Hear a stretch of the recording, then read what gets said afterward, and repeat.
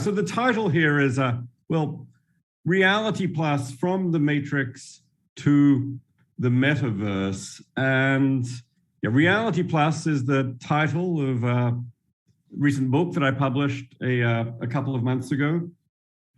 And yeah, only after publishing the book did it occur to me that I could have put some of the major themes in terms of these two major fables from science fiction, the story of the Matrix and the story of the Metaverse. I will use those today in my talk to structure some of the major themes in this book. The talk will go over a number of the central theses and contentions that I tried to argue for in Reality Plus. There's the book. The subtitle of the book is Virtual Worlds and the Problems of Philosophy. So it's really meant to be thinking philosophically about virtual worlds and virtual reality technology and seeing what light this kind of technology can shed on some quite traditional problems in philosophy. This is an instance of a genre that I call technophilosophy. Herman was just talking about this in the last talk at some length, very interestingly. So I don't know whether everybody here was in the previous talk. So maybe I'll just review the idea briefly. I see technophilosophy as having two central strands: using philosophy to shed light on technology, thinking philosophically about, say, AI, about virtual reality, about the internet, about computers in general. That sometimes gets called the philosophy of technology and is, I think, widely recognized branch of philosophy. But I think equally important, and maybe what's especially distinctive here, is using technology to shed light on philosophy. Using ideas drawn from technology to actually help illuminate and maybe even make some progress with traditional philosophical problems. I don't think technophilosophy is something new. I think it's been around for a long time in many domains, but I think it is worth highlighting. And I think with the increasing role of technology in our lives, it's becoming all the more interesting and relevant. I mean, you might ask, as Herman did in the last talk, why is technology especially interesting here for shedding light on philosophy? I mean, there are, of course, many things that can be used to shed light on philosophy. I'm a pluralist about philosophy. I think we should find tools for doing philosophy wherever we can. But I think technology is distinctive for a couple of reasons, most notably because technology is, very much the domain of the artificial.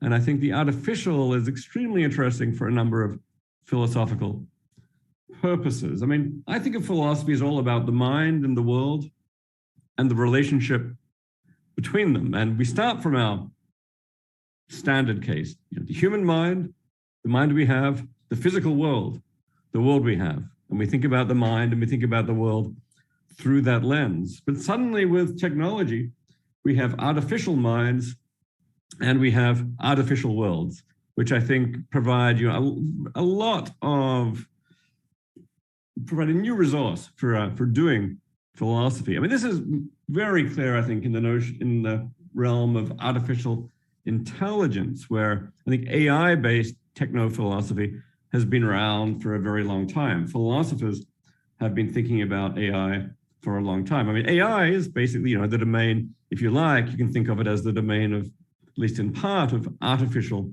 minds.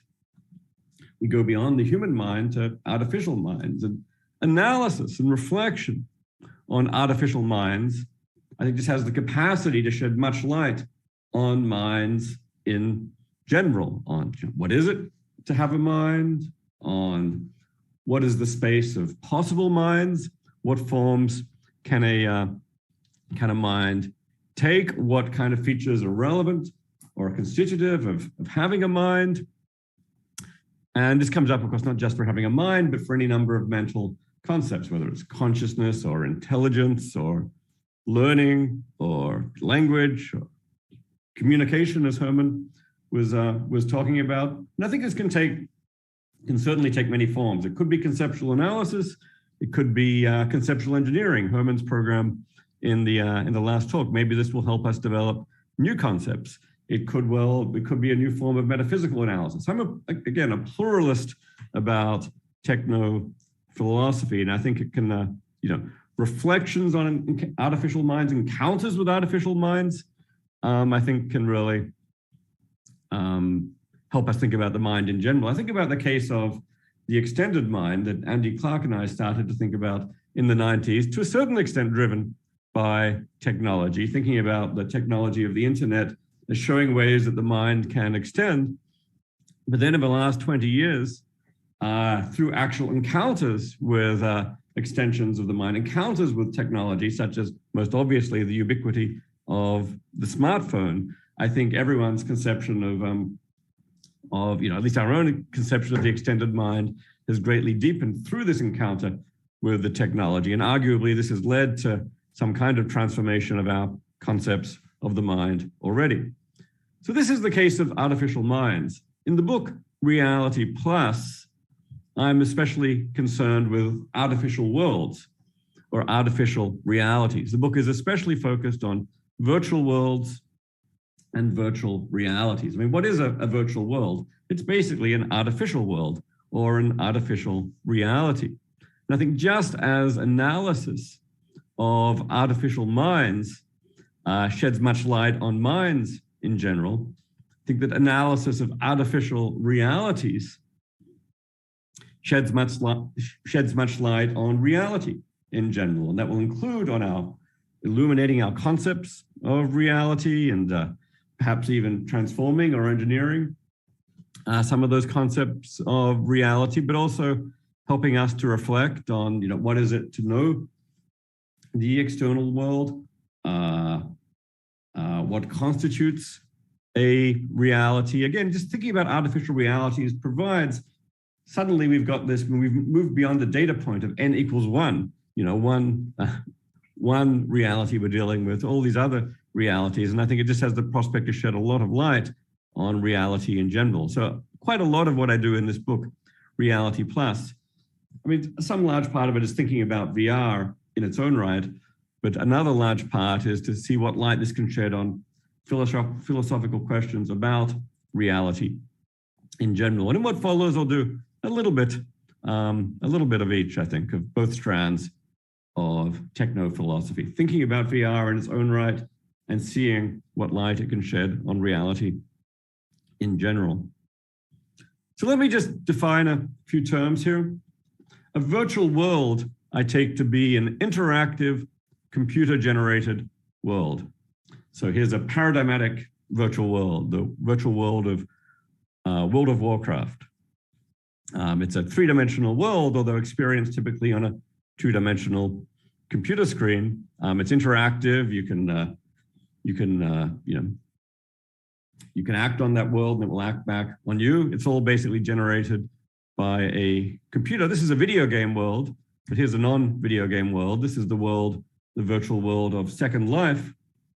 Again, where people adopt avatars and interact within this computer-generated world, again, typically on a two-dimensional screen. So these two are not yet virtual realities in the standard language.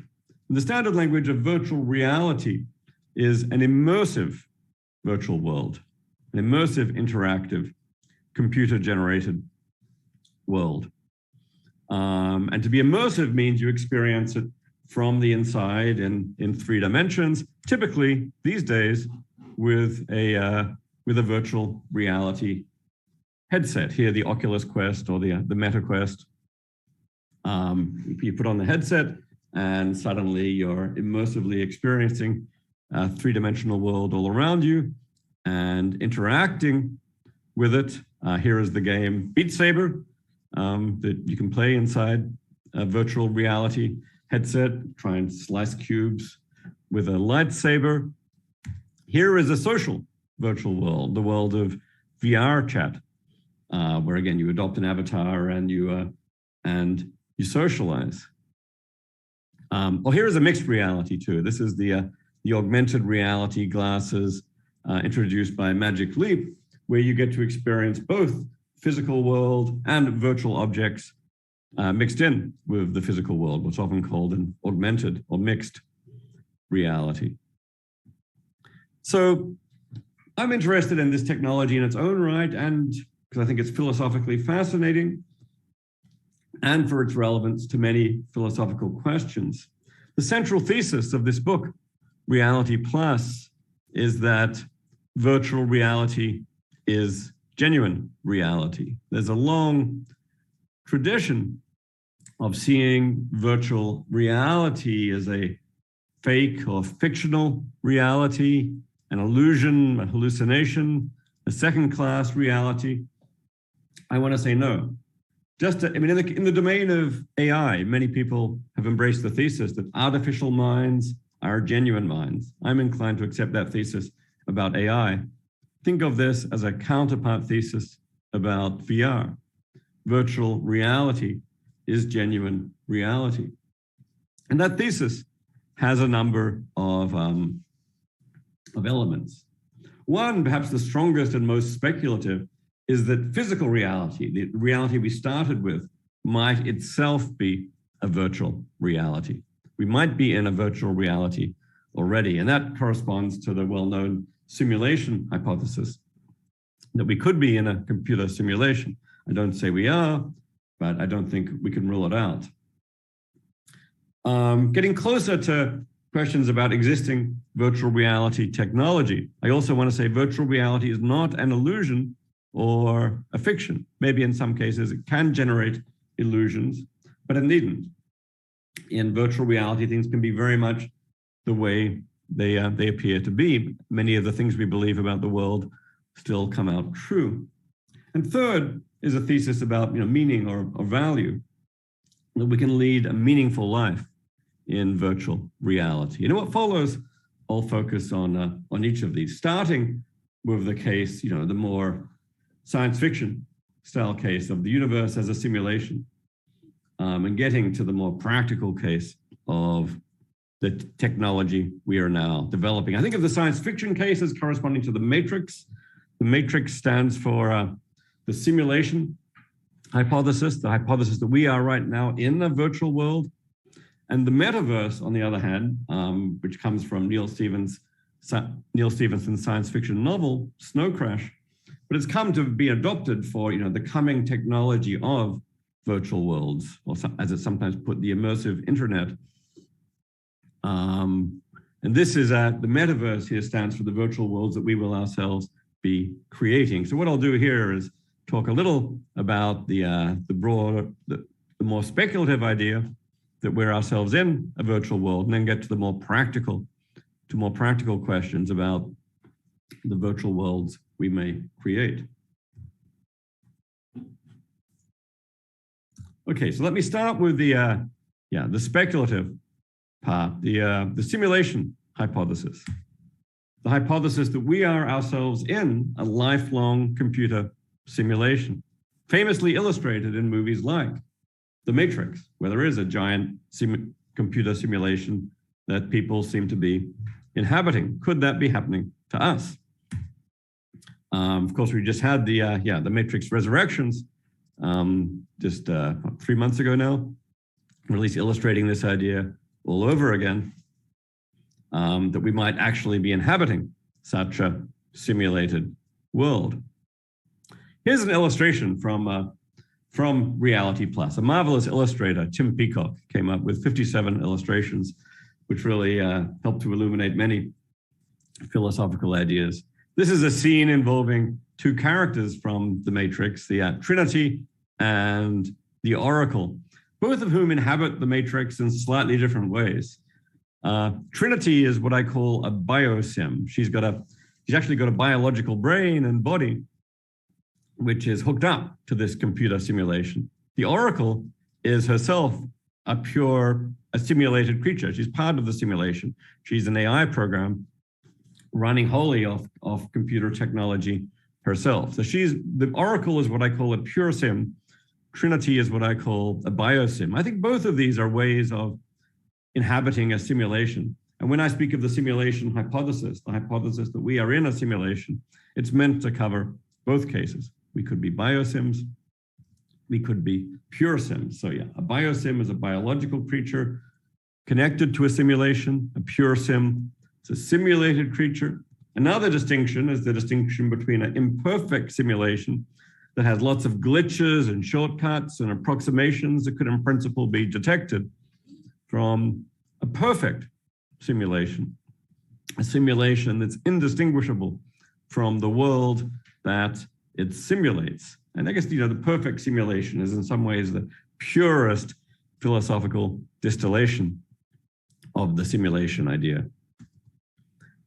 The simulation hypothesis immediately once you have simulations on the table, it just immediately raises these questions. How do you know you're not in a simulation right now?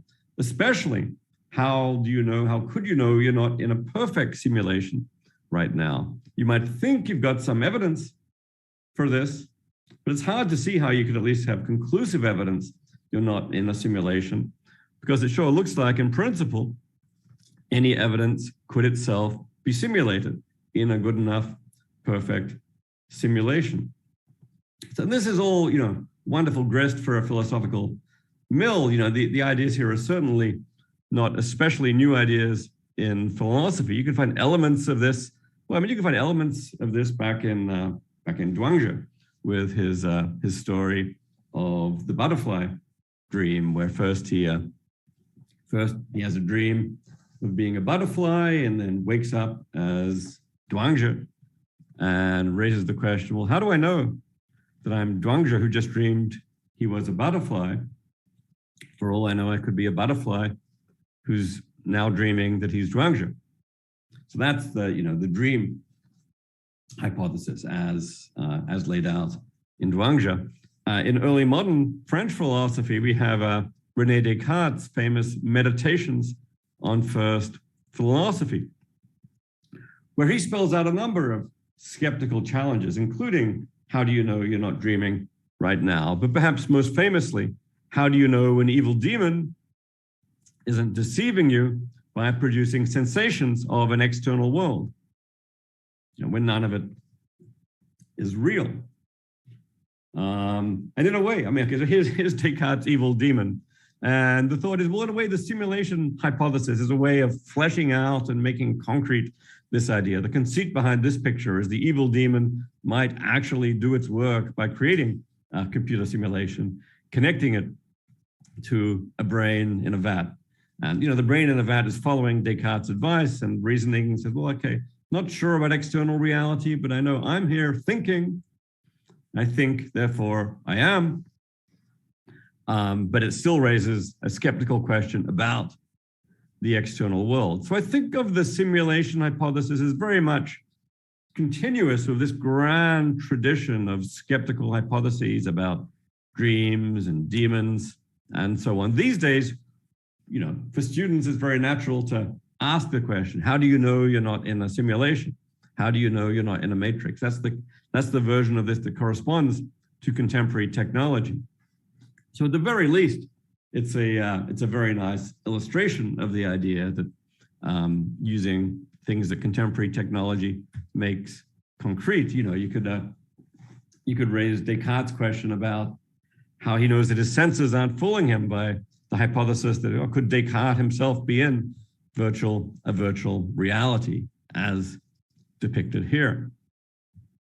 I actually think the simulation hypothesis improves on Descartes' on these traditional arguments in a couple of respects, but I think most centrally that as VR technology is developing, it's becoming a more serious possibility. Many people respond to the story of the evil demon and so on by saying this is a very distant possible world, and we don't have any reason to take it as a serious possibility.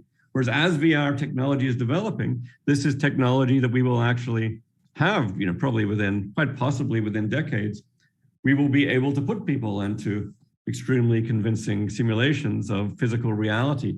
That technology will be something that exists. It will no longer be a distant possibility. It may actually, the technology itself will be an existing possibility, which I think is relevant. I mean, Descartes took the seriousness of, the liveness of these possibilities, given the evidence we have, to be relevant to their success as arguments. There's also the more specific point, which has been developed especially by Nick Bostrom, that simulated worlds may greatly outnumber unsimulated worlds. Here's the idea that as technology develops, there'll be many more simulated worlds and unsimulated worlds. Here we have a conversation between Bostrom and Bertrand Russell. Russell says, well, ordinary reality is the simplest hypothesis. Bostrom says, but there may be many more simulations. And here the illustration shows, okay, we have 216 simulated versions of this conversation, only one unsimulated version of the conversation. So you could make the argument that actually statistically, you ought to make it, take it to be much more probable than not that you're in a simulation. I think there's a lot to say about that argument, but in the book, I argue that actually the simulation argument is in a certain way the nail in the coffin in the idea that we can know we're not in a simulation. And I do think this is something that turns, in some ways, essentially on technology. It's because we have this technology of simulated worlds that we expect that so many simulated worlds will be created at some point in the universe. And it's that makes it, especially hard to rule out the hypothesis that we're in a simulation. So I think that's a point where, for example, the technology is playing some reasonably essential role. In other cases, in these techno-philosophical arguments, I don't think I need to insist that technology is playing an essential role. It may be that it's playing an illuminating role, or it's playing a role that could, in principle, have been played by something non-technological. But nonetheless, I think that, technology is often particularly well suited to play those roles, and actually in practice can drive us towards philosophically illuminating conclusions. Okay, so but I take the upshot of all this to be that at least we can't know we're not in a simulation.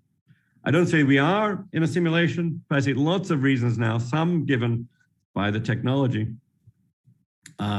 to think that we can't know we're not in a simulation. So many people think, okay, that's bad news.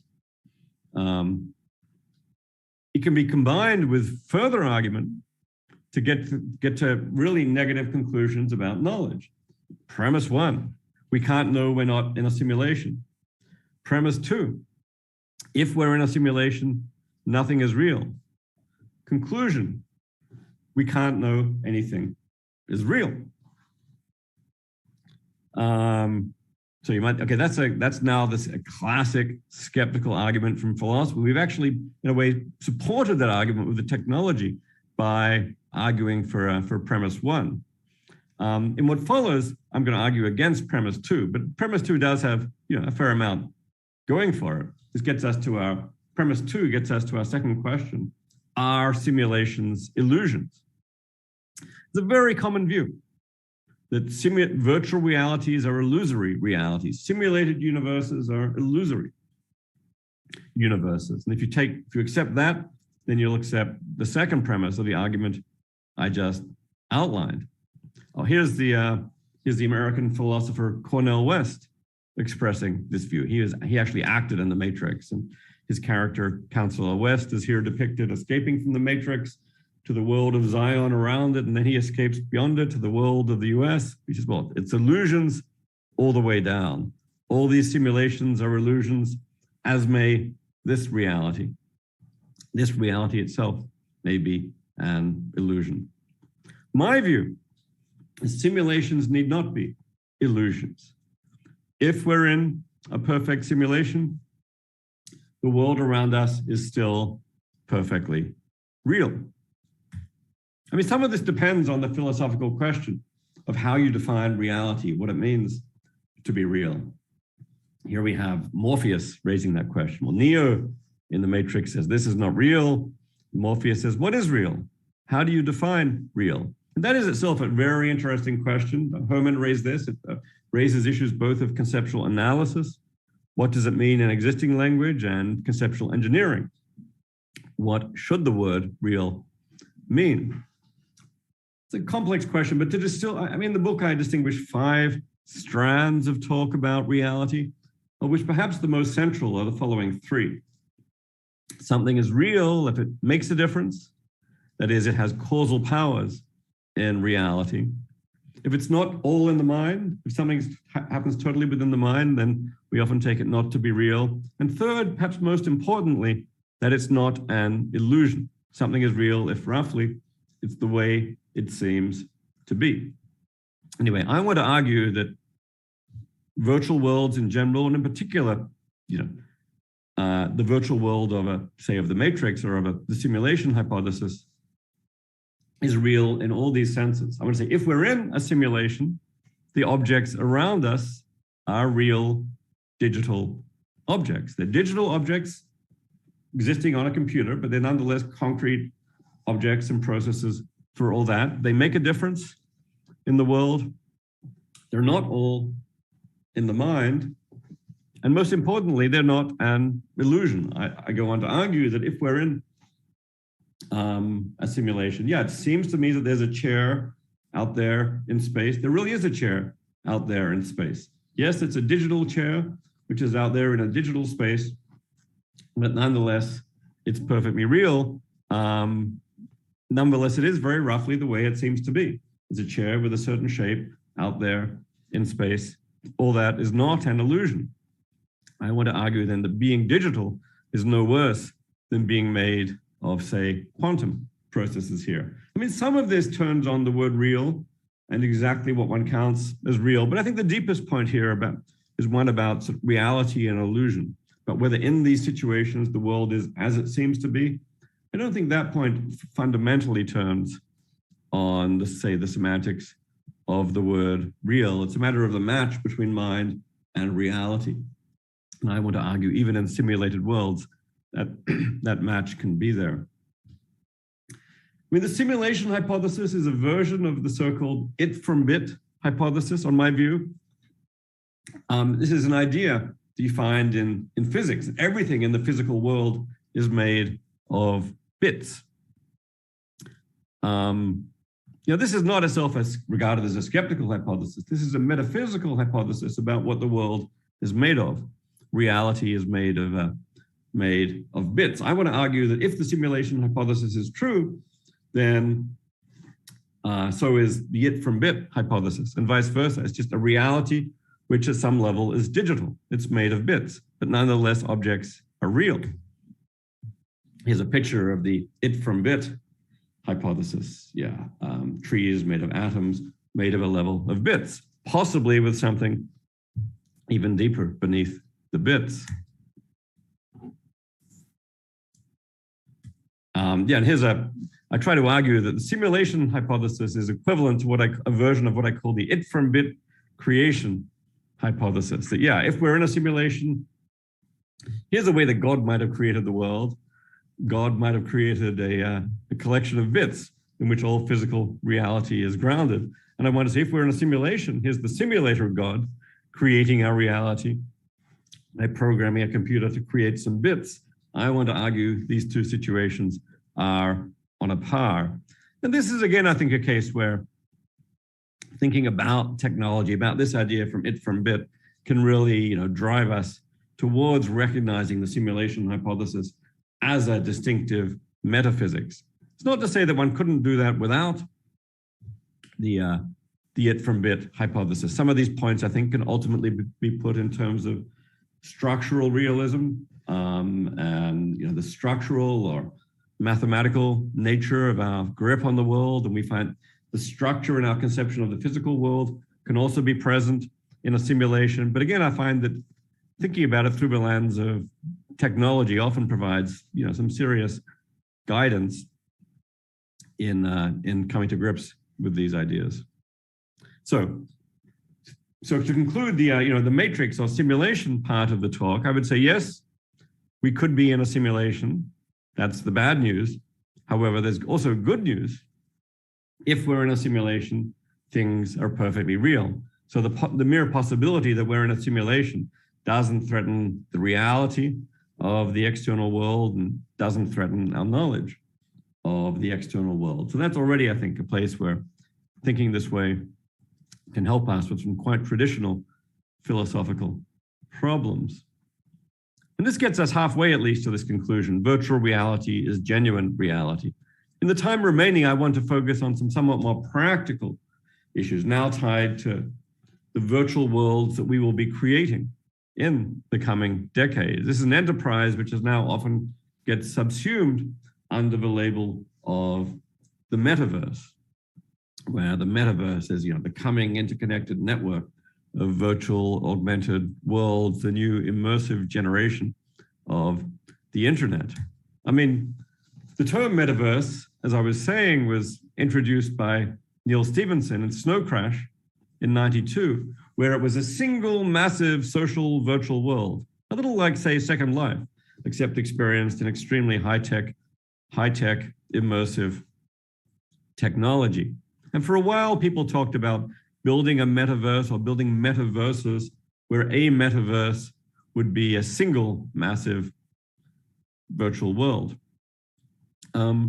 These days, I think the term metaverse has been somewhat rebranded, actually in an act of at least so far successful conceptual engineering. I think Mark Zuckerberg came out with his speech back in, I think it was October, where he renamed Facebook Meta to label their ambitions of pursuing the metaverse, leading to a whole lot of excitement about the metaverse. And now I think at this point, the term metaverse has come to mean something slightly different, something like a global interconnected system of virtual worlds. The immersive, sometimes said the immersive internet, just to be say, the internet is not something local, it's the whole network. Likewise, the metaverse is the new generation of the internet, maybe to be built 10 or 20 years in the future, which is fully immersive. And actually, I think this is an instance where the concept is very much up for grabs. Many people are saying, no, this is what matters for the metaverse. It's not virtual reality, it's blockchain, maybe it's augmented this and that, maybe video games count. The term is actually contested because it's right now regarded as a label for, whatever good things we're interested in happening in the future, in the near vicinity.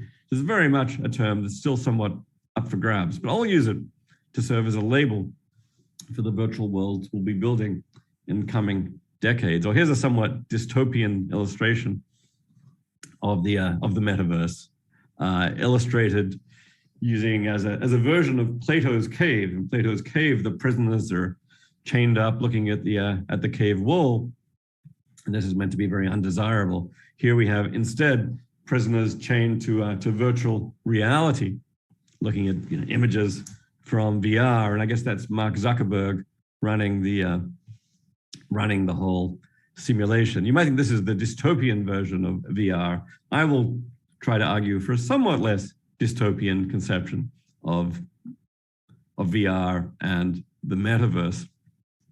I mean, the metaverse is somewhat different from the Matrix. You don't spend your whole life in the metaverse. You enter virtual worlds and then you leave them. You know you're using VR when you're using it. It's also far simpler than a universe simulation. It may just be some very local worlds with some much simpler technology. But nevertheless, I think some of the issues are continuous. For example, is the metaverse a world of illusions? Many people say yes. Here's William Gibson back in Neuromancer, where he introduced the term cyberspace. At the time, I think he meant the term cyberspace to mean what we now mean by roughly the space of virtual reality. It's interesting, but it later came to mean something more like the space of the internet, and VR got dropped from the meaning of cyberspace. But interesting bit of conceptual evolution or engineering. What the cyberspace originally meant, according to Gibson, is very roughly what the metaverse now means, according to Zuckerberg. And we've seen interesting parallel evolution of both terms in different directions. But Gibson said cyberspace is a consensual hallucination experienced daily by billions of people. Keyword hallucination. Even Gibson thought VR is a kind of hallucination Ready Player One, you see, reality is the only thing that's real. That's to say, by which I think they meant physical reality is real, virtual reality is not. So again, you get this line, VR is not fully real. Very common view, virtual objects are unreal, they're illusions, they're hallucinations, they're fictions. In my view, all that is wrong. Virtual objects are real. They're non-illusory digital objects. And I already argued for that in the case of a universe simulation. I think you can also make that case just in the case of ordinary VR. If we're in a full-scale simulation, to be sure, we're interacting with real digital objects running on a computer. I would generalize that to ordinary VR. The objects we're interacting with are still real digital objects running on a computer. I've got this case of it. Here's a biological kitten, a robot kitten, and a virtual kitten. I want to say they're different. The robot kitten and the virtual kitten are not biological kittens. If you like, you can say they're not real kittens, although we might eventually change our usage of that term. But they are real objects. They all have causal powers. They all make a difference. I want to say the virtual kitten is at least as real as, say, the robot kitten.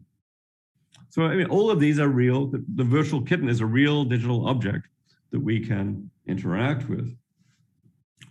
There's also the question, is VR an illusion? You might say, even if these are real digital objects, maybe they have properties they don't seem to have. Things seem to be out in physical space where they, in fact, are not. I think this is interestingly complex, but what I would argue is that while novice users of VR may experience objects as being in physical space, that may be a kind of illusion. I would argue that sophisticated or expert users of VR experience objects around them as being in a virtual space. They're virtual objects in a virtual space. That's how we experience them.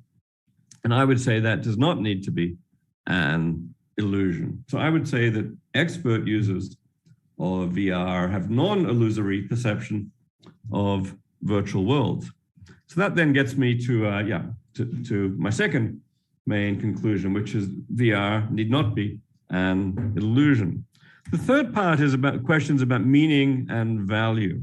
Since time is gradually running down, maybe I'll just go through this rather briskly. Here the structural question is, can one have a meaningful life in a virtual world, or a good life in virtual world? There's a long tradition of philosophers saying no to questions like this. The American philosopher Robert Nozick had his famous fable of the experience machine, saying, just say you could live in an experience machine, which would live out an amazing script where you have a wonderful, successful life. In this picture, the conceit is that Nozick himself might be in the experience machine. He's a successful Harvard professor, winning awards for his books, just the kind of thing someone might experience in the experience machine. And anyway, Nozick asks, would you enter the experience machine? And says, no, we shouldn't. And many people have taken this to be his reasons to enter the experience machine to also be reasons not to enter virtual reality. The main reasons are that arguably the experience machine is pre-programmed, so you live out a script, you don't have free will or autonomy. The experience machine is illusory. The experience machine is artificial. In the book, I argue that none of these are good reasons not to enter VR. The experience machine may live out a pre-programmed script. VR didn't do that. You enter a social virtual world, you still get to use free will, you still get to exert autonomy. Your life is not scripted. You get to make your own future, build your communities, build your relationships. I'd also argue VR is not illusory. I've already made that case. And I'd say, sure, VR may be artificial, but so are many of the environments we now live in. Many of us live in cities. It's artificial. It's not so bad. It's still meaningful. So my view is that our lives have their meaning and value because of the experiences that we have, the relationships that we build, the projects that we undertake, the achievements that we make, and so on. I think all of that can be present in a sophisticated virtual world. And indeed, you'll find versions of all of this even in some existing virtual worlds. So this is not there's no obvious bar to having a fully meaningful life in VR. I do think VR may be missing some sources of value for some people. If you really value contact with nature, for example, VR won't give you that. It's artificial almost by nature. Some people value that, but I think it's an optional value. I'd also say that VR has new sources of value, new forms of embodiment, new forms of experience, near unlimited space, an abundance of goods, potentially. It's much easier to manufacture things in VR, instant travel. So I'd say in the long term, it's rational for some people to prefer physical reality, but also rational for others to prefer VR. Here's an illustration of the choice. You could, go live life in a virtual reality or a corresponding terraform reality on a terraformed planet. Let's say, I want to say they're roughly as attractive as each other. Either choice could be rational. So I'd say, yeah, you can live a meaningful life in VR. That's not to say it's going to be a utopia. Life in VR may be good or it may be awful, but I'd say the full scale of human experience is available. There's also the question of whether the prospect of life in VR is utopian or dystopian. Here, I guess I'm inclined to say probably somewhere in between. It has both elements. On the utopian side, I've already mentioned, new bodies, new forms of experience, near unlimited space, virtual abundance. You can see all kinds of utopian possibilities there. But there are also dystopian possibilities. I mean, right now, most virtual worlds are controlled by corporations. It's roughly we have forms of government by corporation in these virtual worlds, corporations almost serving as the gods of these worlds. I hope that in the long term, we'll have forms of virtual worlds that don't take this form, because obviously, the creator of a virtual world is godlike. They've got omniscience, they're potentially all-knowing about what goes on in that world, raising privacy issues. They're omnipotent, raising issues of manipulation of users of virtual worlds. There's issues of unequal access, not to mention issues of neglect of the physical world, all of which raise potential, dystopian potential for virtual worlds as well. So I think the utopian and the dystopian potential are both there. They coexist as they do, for example, on the internet. Is the internet a utopia or a dystopia? Neither. It's brought wonderful things. It's brought awful things. I think in the case of the internet, the net value is still fairly clearly being positive. I guess in my optimistic moments, hopefully the metaverse will be like the internet. The net value will be positive. But anyway, I think I am running out of time. So then I'll just repeat my final slogan. Virtual reality is genuine reality. And I'll say the rest is up to us. Thank you.